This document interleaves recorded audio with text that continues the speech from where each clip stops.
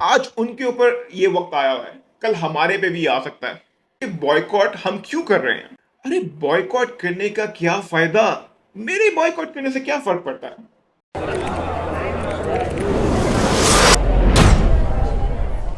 हम इजरायली या western products का बायकॉट क्यों करें? ये सवाल हमारे दिलों में बहुत ज्यादा आता है। जब वेस्ट कोई बुरा काम करता है तो हम उसको फौरन फॉलो करने लग पड़ते हैं, लेकिन जब कोई अच्छी चीज करता है हम उसको फॉलो क्यों नहीं करते हैं?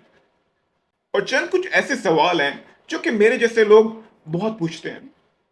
पहला सवाल, अगर हम वेस्ट की प्रोडक्ट्स को बॉयकॉट करेंगे तो हमारी इकोनॉमी को बहुत फर्क पड़ेगा, यानी कि बहुत सी जॉब्स जाएंगी, बहुत से लोग बेरोजगार होंगे। दूसरा सवाल, लोकल प्रोडक्ट्स की क्वालिटी फॉरेन प्रोडक्ट्स की क्वालिटी से बेहतर तो हो ही नहीं सकती। तीसरा सवाल, फेसबुक, ट्विटर, यूट्यूब ये सब उन्हीं की प्रोडक्ट्स हैं, उन्हीं की बनाई हुई चीजें हैं, तो इनका बॉयकॉट क्यों नहीं करते हो? चौथा सवाल, लोकल प्रोडक्ट्स की प्राइसेस ज्यादा हैं। पांचवा सवाल, टेस्ट तो सिर्फ फॉरेन प्रोडक्ट्स का ही है, लोकल प्रोडक्ट्स के पास तो टेस्ट है ही नहीं। छठा सवाल, अरे बॉयकॉट करने का क्या फायदा? मेरे बॉयकॉट करने से क्या फर्क पड़ता है? ये सब सवालों का जवाब मैं आपको जरूर देता हूं, लेकिन उससे पहले ये जानना बहुत जरूरी है कि बॉयकॉट हम क्यों कर रहे हैं। हम कोई भी जो प्रोडक्ट बाय करते हैं उसका कुछ हिस्सा इसराइल, वेस्ट हमारे खिलाफ यूज करता है।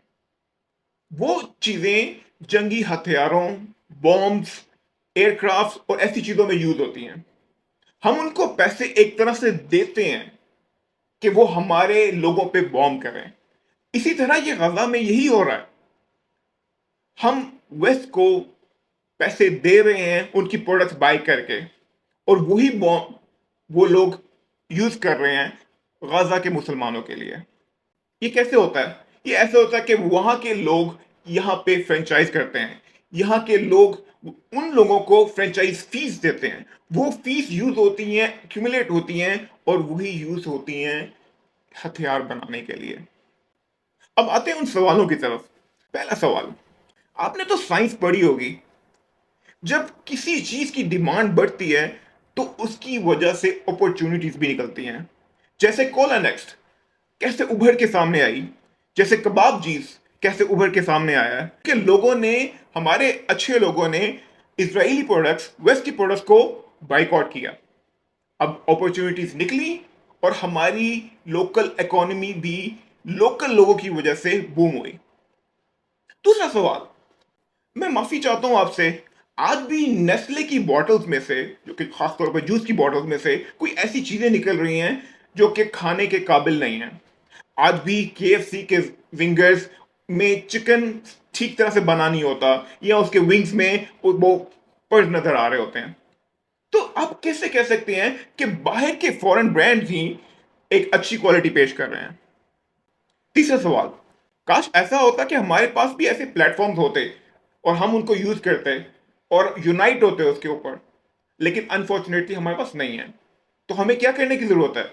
हमें यही करने की जरूरत है कि उन्हीं के प्लेटफॉर्म यूज करके, बगैर कुछ दिए, हम उन्हीं के खिलाफ बात करें, अपना पैगाम लोगों तक पहुंचाएं, और खासतौर पे उन लोगों को जिनको पता भी नहीं है, खासतौर पे जो कि वेस्ट में लोग बैठे हुए हैं। चौथा सवाल, अगर हमारा पैसा हमारे लोग ले रहे हैं तो हमें क्या प्रॉब्लम है? जब कोई लोकल प्रोडक्ट प्रोड्यूस होती है तो उसकी प्राइस थोड़ी सी ज्यादा होती है, नई चीजें बनाई जाती है, नई चीजें लेके आई जाती हैं, नए इंस्ट्रूमेंट लेके आए जाते हैं। तो क्यों हम अपने लोगों को देने से कतराते हैं? क्यों हम अपने लोगों को ऊपर जाते हुए नहीं देख सकते? हमें चाहिए कि अपने लोकल्स को सपोर्ट करें बजाय कि उनके खिलाफ बातें करें। पांचवा सवाल, हम जब कोई फॉरेन चीज खाते हैं तो हमें उसका टेस्ट डेवलप हो जाता है, और हमें लगता है कि जैसे वही बेंचमार्क है।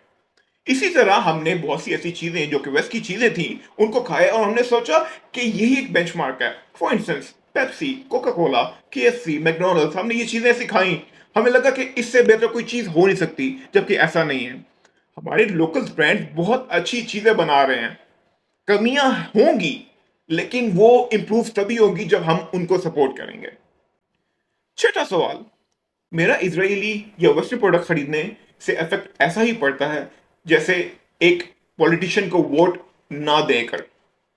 ये बड़ी बड़ी companies, McDonald's, Coca Cola, Unilever और ऐसी कंपनीज, इनको जब लॉस होता है ना, तो ये बड़े बड़े मुल्कों को भी हिला देती हैं। ये सब तो पैसे के पुजारी हैं। जब इनको लॉस फेस करना पड़ता है ना, तो ये अपने आप को तब्दील करने की कोशिश करते हैं। और ये तब ही होगा जब हम यूनाइट होंगे, हम इस चीज पे इकट्ठे होंगे कि हम अपने फलस्तीनी बहन भाइयों को सपोर्ट करें। आज हमारे पास वक्त है, अभी भी वक्त है कि हम अपने भाइयों को सपोर्ट करें। आज उनके ऊपर ये वक्त आया हुआ है, कल हमारे पे भी आ सकता है। ये बॉयकॉट सिर्फ एक ट्रेंड नहीं है, this is a life time cause, जो कि हमें सारी जिंदगी इसको जारी रखना है इंशाल्लाह। आप भी हमारे साथ इस कॉज का हिस्सा बने और इस बाइकॉट को जारी रखें अपनी ताहयात जिंदगी तक। जज़ाकल्लाह।